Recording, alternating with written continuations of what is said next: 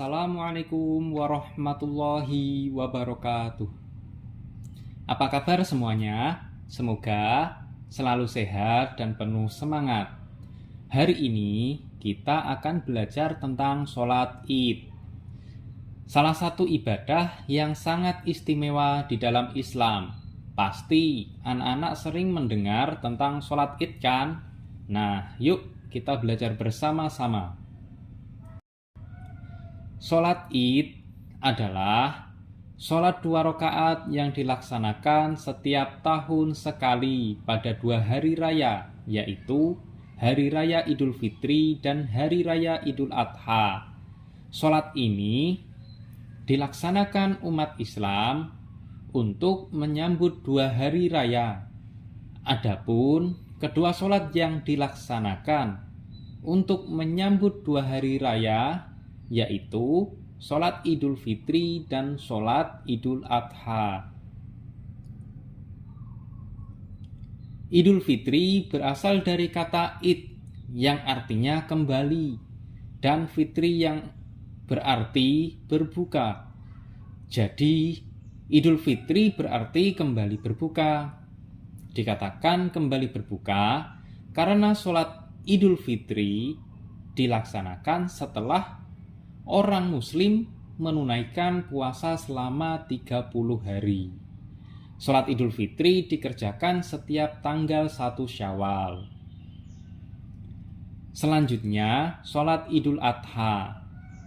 Sholat Idul Adha adalah sholat 2 rakaat yang dilaksanakan pada tanggal 10 Zulhijjah. Idul Adha berasal dari kata id yang berarti kembali dan adha berarti berkurban. Maksudnya kembali melakukan penyembelihan hewan kurban. Oleh karenanya Idul Adha juga dapat disebut sebagai Idul Kurban. Kemudian hukum melakukan sholat id. Sebagian ulama berpendapat tentang hukum sholat id. Namun menurut jumhur ulama, sholat Idul Fitri hukumnya sunnah mu'akkad. Artinya sangat dianjurkan untuk dilaksanakan. Oleh karena itu, sebagai pengikut Rasulullah Shallallahu Alaihi Wasallam, sudah selayaknya kita mengikuti Rasulullah Shallallahu Alaihi Wasallam yang tidak pernah meninggalkan sholat id. Dengan begitu, semoga kita dianggap sebagai umatnya dan mendapat syafaat di hari akhir nanti. Amin. Selanjutnya, tata cara sholat idain.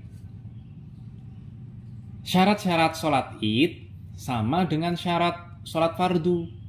Yang membedakan dengan sholat fardu adalah niat, jumlah takbir, dan waktu pelaksanaannya. Pada rakaat pertama, kita membaca takbir sebanyak 7 kali. Setelah itu, kita membaca surah Al-Fatihah dan surah pendek, lalu melanjutkan ruku dan sujud seperti biasa. Pada rakaat kedua, kita mengucapkan takbir 5 kali, lalu membaca surah Al-Fatihah, dilanjutkan dengan sujud, dan terakhir kita mengucapkan salam. Sunnah-sunnah sebelum sholat id. Sunnah yang bisa dilakukan sebelum sholat Idul Fitri antara lain mandi sebelum sholat Idul Fitri, memakai wangi-wangian, memakai pakaian terbaik dari yang dimiliki, bertakbir sampai sesudah sholat id, melewati jalan yang berbeda saat berangkat dan pulang dari tempat sholat, makan dan minum sebelum sholat Idul Fitri.